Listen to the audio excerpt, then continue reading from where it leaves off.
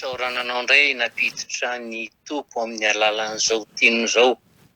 Anio maraina ary mbola hanonana ny fahasoavana mampiadanana ho amintsika isan-tokantrano tsirairay avy. Iondrika hivavaka tompoko. Dia raha laza ary voninahitra no atolotra ianao ry Andriamanitra ray zanakary fanay masina. Tsara ianao sady mpanao tsara. Ary zany indrindra no andreanay ny lohanay ampanetretena.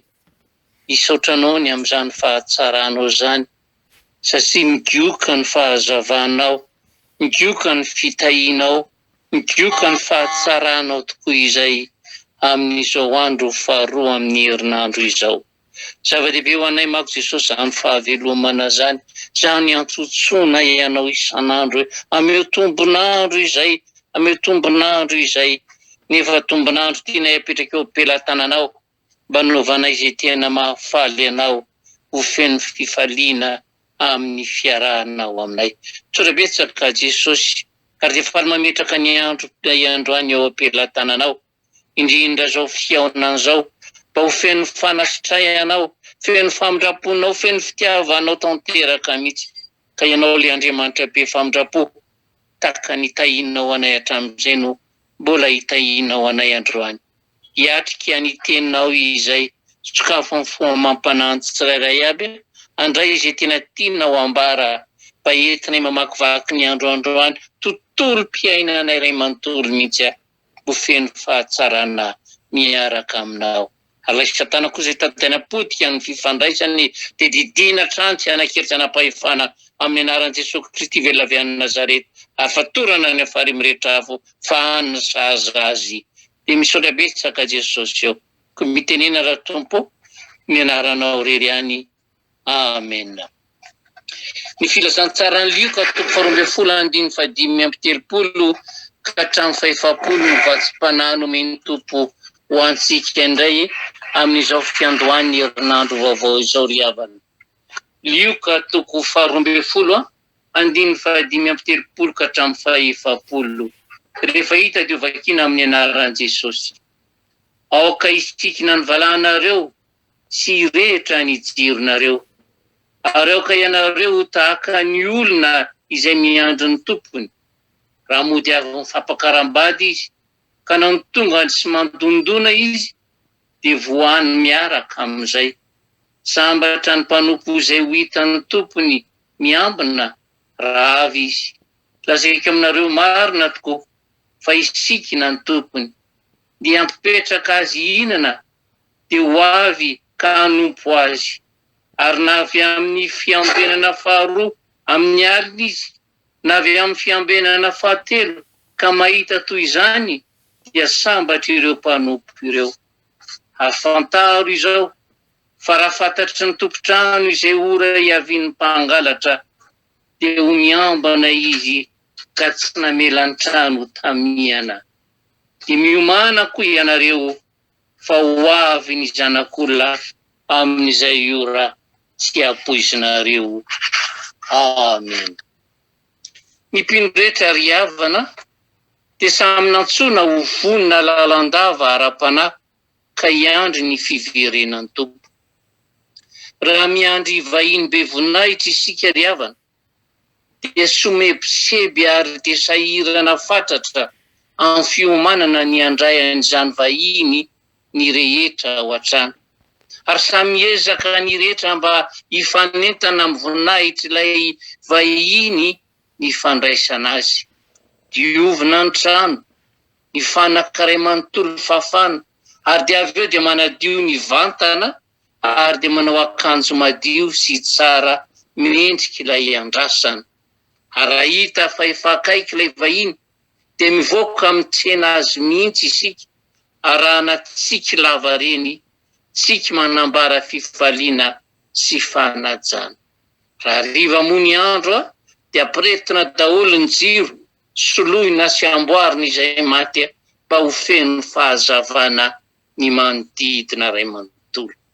Izany sy izany no fanomanana ny zavatra atao farafahakeliny indrindra raha andray vahiny izay efa nampilaza ny fiaviany isika. Izao anefany tsy misy vahiny ambony sy be voninahitra indrindra akoatran Jesosy Kristy Tompo. Jesosy ilay mpanjaka ny mpanjaka, ilay Andriamanitra ny Andriamanitra. Ary ho avy hamangy anao mpanompony Jesosy, eny ho avy hakanao izy. Dia hoy ny voalaza eto hoe ho sambatra ny mpanompo izay ho hitan'ny tompony miambina raha ho avy izy. Tsy hampandrianao ny amin'ny fotoana sy ny ora hiaviany anefa izy, fa ho avy tahaka ny mpangalatra izay tsy ho ampoizinao mihitsy.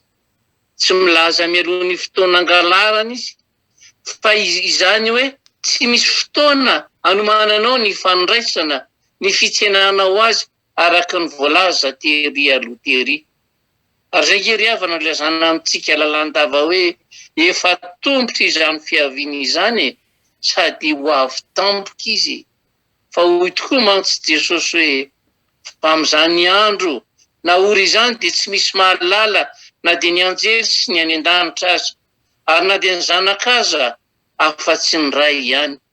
Koa miambeny ianareo fa tsy fantatrareo izay andro hiavian'ny tompotrano, na ho amin'ny hariva, na ho amin'ny mamatonala, no any maneno koa, na ho amin'ny maraina.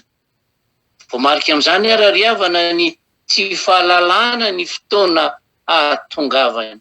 Ary eo nisy tomana ny saintsika mampanahintsika hoe tokony hanana fahavononana mandrakariva andray ny tompo isika, ka tsy toetra ao anatin'ny fahamariana isan'andro amin'ny toetrantsika, hitoetra ao anatin'ny fahamasinana isy indrindrindrindra, ary tsy tokony hisy fitaka sy loto na fiatsaram-belatsia ny fanahintsika. Satria betsaka mantsy ny manao ny tena mpanompon'Andriamanitra ho tratra amin'ny tsy fiomanana amin'izany fotoana izany, fa mbola variana mirehako izao tontolo izao, variana ny filany nofo, variana mitsikera ny fiainan'olona, fa tsy miambina amin'ny fitazomana ny tenany ho madio lalandava, ho masina lalandava.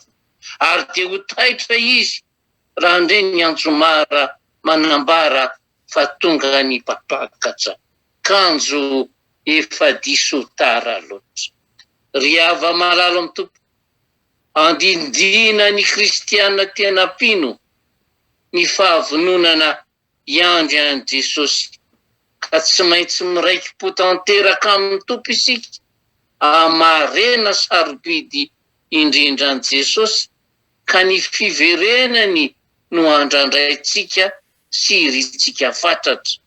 Ary noho izany dia tsy maintsy misikina sy vonona isika, ka miandry ilay fotoana na dia tsy fantatra aza ny havian'ny tompo.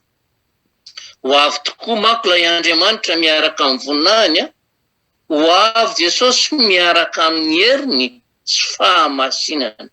Ary dia izay ry havana no ilazana amintsika hoe tezao, kolokolo isan'andro ny finoanao, tezao sy kolokolo isan'andro ny fahamasinanao, eny kolokolo isan'andro ny solika fitaiza anananao. Ny jiro ny fanahintsika koa amin'izany dia tokony hirehitra isan'andro, mila vaozina tokoa mantsy ny solika fitaiza mba ho tsy ho lany ka ho faty no hiafarany indrindrindrindra amin'ny fotoana ilana azy. Ary zay ingeny mahatonga mpanompon'Andriamanitra hiantsoantso manontany atsika lalandava hoe mbola manana solika fitaiza ve ianao hoe? Dia ray solika fitaiza izay noraisinao fony isika, vao nibebaka ka mino ary nandray an' Jesosy ho tompontsika sy mpanjakatsika. Ndray ilay fanahy masina noraisinao maimaim-poana tamin'izany fotoana izany.